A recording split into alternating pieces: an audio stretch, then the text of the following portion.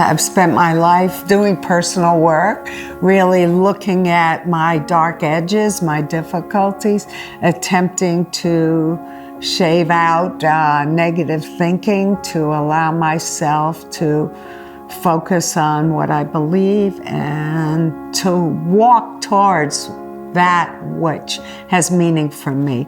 It was not easy. I think for a very long time I felt like I was straddling two worlds, and I was like on two boats going in opposite directions, and I was going to crack.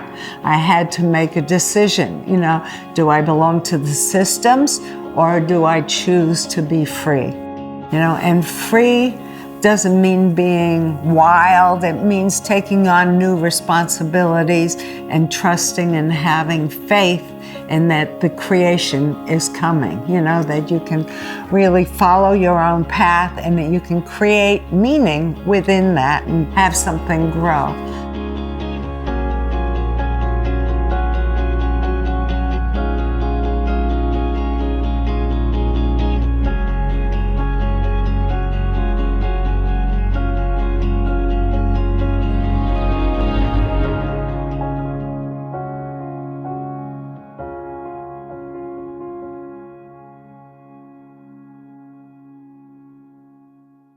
My parents, in a way, they were afraid to ever step out of the box because they had so many fears associated with the outside world. If anything, they wanted to feel insulated, and I think that's typical of, families that have gone through wars. You want to stick with a family, you want to feel close and protected. But I remember when I was really a little girl, maybe 3 or 4, that I realized that I had to make a choice between being myself and doing what I believe or making my parents happy. The way it began is that my parents suffered greatly as they were Holocaust survivors, and I always appreciated their pain and their sense of seeking to do good for humanity rather than to fall apart and hate all the people that were involved in this. Sometimes, terrible things happen that allow you to recognize, I don't want this ever again. I want something else in my life. And that can move you into that kind of framework. But it has to, I believe, come from that sense inside yourself. And it's recognizing also that your life isn't the only life on this planet. We're brought up to think only about ourselves. And so that's very limiting, very limiting. As one grows older, one realizes you have to come back to who you really were. So it's like shaving off all those layers again, So I spent a lot of years trying to find out who I'd left behind there. I went to a school that was called School of Humanity, and it was run by 2 people that were the inspiration for my life. And the man, Paulus Gaheb, he was friends with Schweitzer, he had known Gandhi, Aurobindo. It's a very, dignified kind of past. And the wife, I became her assistant, making her bed and doing her juices.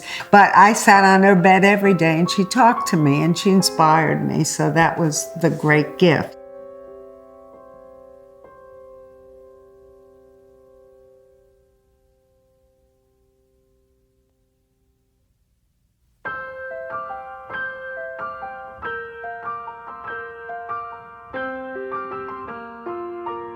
I used to be a special ed director, so I was always advocating for young people that didn't fit into the system. And I saw that the system itself was quite dysfunctional. What am I doing trying to fit young people into a system that's really not the best thing for them? Therefore, I started Heart's Bend. I took all the things that I cared about and put it into one. I wanted to go back to nature. I wanted to have meaning. I wanted to share and live in community. My name is Nina Lynn. I'm director and founder of Heartspend Camp. 20 years ago, I started Heartspend Camp. Heartspend Camp is based on the concept that I wanted to try and create an environment that was very nurturing and supportive of individual children, and also created an idea of how we can work as a group.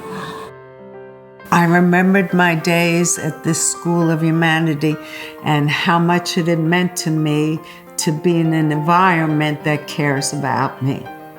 And we had horses and cows and sheep and goats and chopped wood and made. There were no really hired people because the kids cooked all the meals with us. Everything was brown rice and veggies.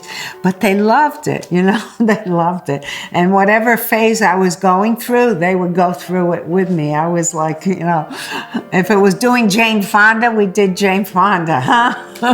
You know, it was just like that. But a lot of hiking, and we had family council, so we were always working through things.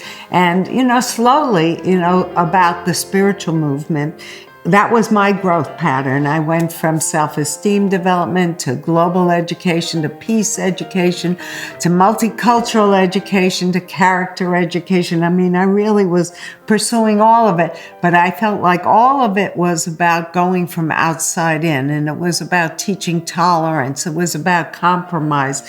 Spirituality started to take on a greater role, and at the camp, that became my philosophical ground. Of course, because I had the background I had, people would come to me with children that they saw as having special needs. But because of the atmosphere I created and really supporting them as people, we saw that they had interest and could flourish and could become who they wanted to be. And so that began the journey of understanding that, you know, we don't try to fit people into boxes. We really try to help people become who they are. That they really cared about what could happen in the world, and that they also could daydream new ideas that we don't really prescribe. And so I really wanted to invite young people to feel like I was a gatekeeper between the old and the new, and that if they trusted me and I could create an arena. And I used to say it at the farm that I had, that I made it as beautiful as possible, and that they should come in and it would be like the Garden of Eden. Nothing's happened here before, and it was up to them to build what they believed.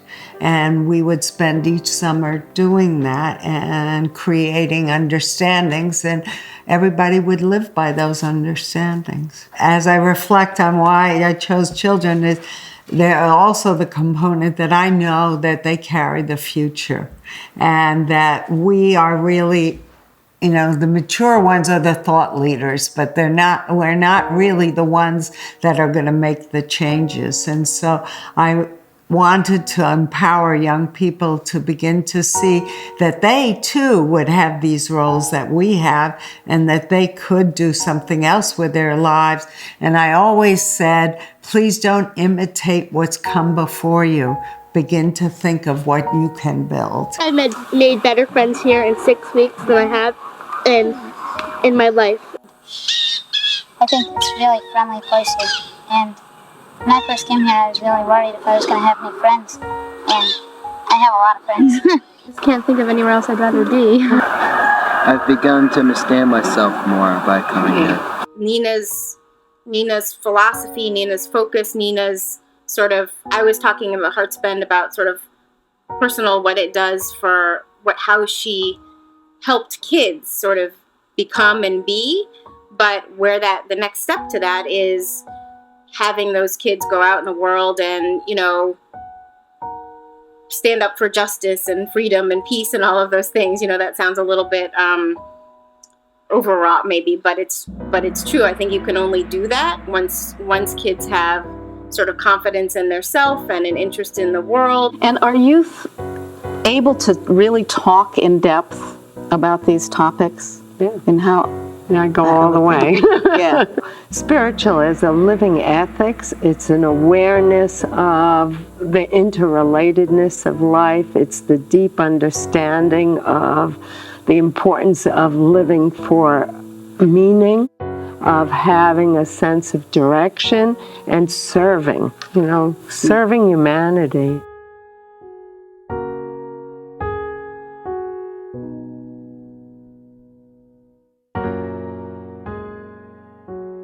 The Dalai Lama, I brought a torch that was the first torch that went around the world for the Earth Torch Run. And I gave it to him and asked him to bless it. He blessed it and he gave it back to me. And he told me I was responsible for the children of the earth. So that puts you in an awkward position, doesn't it? That stirred something in me. It was a mighty call. The young people designed the logo and even call the name, Children of the Earth. The logo represents all the different races, the hands coming together to hold the world. Meeting Nina was like a whirlwind. She has a force of character that is very hard to miss. A strong voice and a presence that drew my attention from the minute I met her. She introduced me and opened me up to a world that I never thought was possible. Nina and I connected because we saw the need to connect people around spirituality, because that would take away the separation that people experience.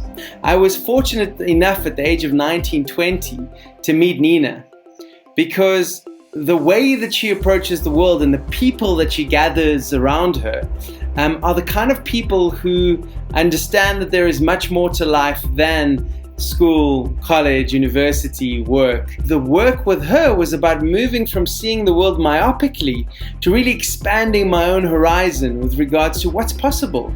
How I can go about changing the world, that actually it's not a far off wish or yearning, but it can actually be something real. And that set me on a life path that I wouldn't be involved with unless I knew Nina. And I was able to work with young people, especially because I had that seeing sense of reminding them, don't do what I did, really enjoy being who you are and let me support you in that. And so they loved that and came to me for that. And that's how I worked, yeah. So I first met Nina back in 2006 at a conference that she was organizing in Nepal. So it was very randomly that I met her. Right from the day one, I was so impressed by whole idea about youth activism, spiritual activism she was talking about, and it kind of didn't get in my mind at the time. It's a bit over the top as a very young boy, but slowly as I walked together with the group and the people I met, it made a lot of sense. So it helped me to identify my inner being, really getting to know who I am inside. When I first met Nina in 2004, I really saw myself. She had lots of dreams that I have. I met someone that were bringing millions of people all over the world. This person is doing this in Australia. This person is doing that in Nepal. So it's not only me. This is not really a fancy dream. This is a reality.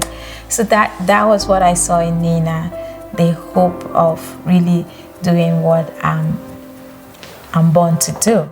Trusting the younger generation, supporting them blindly, walking with them as if they're partners of the work the current generation is doing, is something that I've immensely experienced knowing Nina, and I feel greatly empowered by how she treats young people, how she accepts the vision and the thoughts and the ideas about young people, and then encourages them to put into action back in their own community and in their country in any way they can. I feel like I was a Pied Piper, or Johnny Appleseed, running around the world. And then I had a number of youth that always stayed with me, and then we just kept growing and going and having different kinds of experiences. So like taking a group of 45 young people from different countries to Mohawks and sitting in a powwow for 1 week, to have a Nepali boy drumming with a Mohawk Indian. My idea was crisscrossing, going beyond the externals, allowing them to feel who they are internally and connecting at the heart with each other. She doesn't know about color. She sees every living person as a human being that has something inside of them that is the same. Be you black or red or yellow, we are all one with the same mission on this planet. So a whole band of young people started, moving around the world with me. And we went to Thailand, we went to Japan, we were in Ghana, India, we're just all over the place, and it was a wonderful thing. We all have different ideas of what Children of the Earth means to us, and we work based on what it is to us. In Africa, Children of the Earth is very much practical. In Asia, it is practical and spirituality. In Europe, Children of the Earth is spirituality, finding who you are and trying to make peace and impact and also the same in America. I see Children of the Earth being who you as a person want Children of the Earth to be to you. It's to allow people to find meaning in themselves, to be positive, to create positive impact, to create a peaceful world, but first of all, to create a peaceful world for themselves that will really create a peaceful world for any other person that is around them. What I would say to the ongoing directors of Children of the Earth, take care of it like a child, give it your love, really focus on it, and know that it has service and great meaning in the world. And even if it's not been seen, I think it's ready to be seen and really be credible. So you have a wonderful opportunity to take it out into the world and make it real for people. Nina and COE have really sown a lot of seeds through the years within people who are creating change. I think COE's challenge is, how do we solidify those structures so that we may do it again and again and again? How do we bring in more youth and open them up again so that they may challenge the status quo again to a deeper level? Remember the moments that opened your eyes and opened your heart and allowed you to see the world and what it could be, not just what it is. And take that feeling, take that emotion, take that vision and bring it into your hands. Make it real somehow. Take it into the world. Build something that challenge the way that we have designed the world. Allow yourself to bring your genius and your magic into what the future is asking for us to do.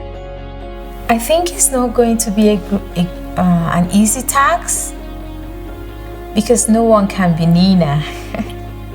Nina is like 2 in 1.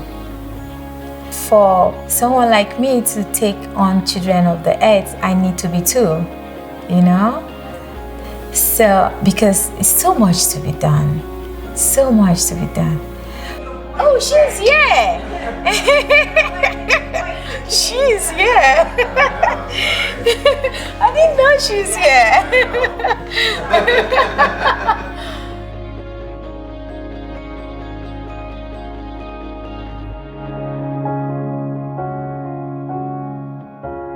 The reason that I believe youth and children can and will bring peace to the planet is that, first of all, the timing is right. We're moving into a much more global understanding of the world. Young people understand the world situation so much more. If we can support them there's going to be a new playing field. We're already seeing a switch where young people are thinking they can be individual, entrepreneurial, and create their own environments. And I think the next step would be how do they collaborate with each other rather than seeing inequities in the typical hierarchy of the future. We're no longer the industrial era. It's no longer needing informational schools. That's the past. What's to come? The internet is interfacing us all the time. The next level of a heart internet will emerge so that the people will experience each other. So I think virtual really has to move into this global heart. The next movement on our planet is towards unity. Nina had a destiny in her life to follow, and I think that it's hard to follow our destinies. It goes against the grain and it goes against what society wants us to be, and I think Nina is one of those courageous souls who has somehow found a way to really follow her heart and really follow her destiny, and achieve it and realize it. And there's a lot of youth who have been involved through this work who would say, Nina is my teacher. Nina is who I learned from. Nina is how I learned how to be and create change in the world. So I love her. We've learned from science that we're interdependent and interconnected, and we're all energy and we're all one. Well, those are very nice words, but we don't know how to experience that. It's also time to concretize centers, peace centers, that aren't schools, that are really there for young people to come together to explore these ideas and, again, to tie them together. I could use a lot of my life energy to focus on that. Now, I had a center, and the facility that I had, almost 80% of the young people went into education. I mean, it was astounding to me. They often want to pass it on to others. I really believe in this work, spiritual activism for sacred good. What would be on my epitaph? Well, something about a life of service, that I gave my life to the dream. Yeah, and that the dream has meaning.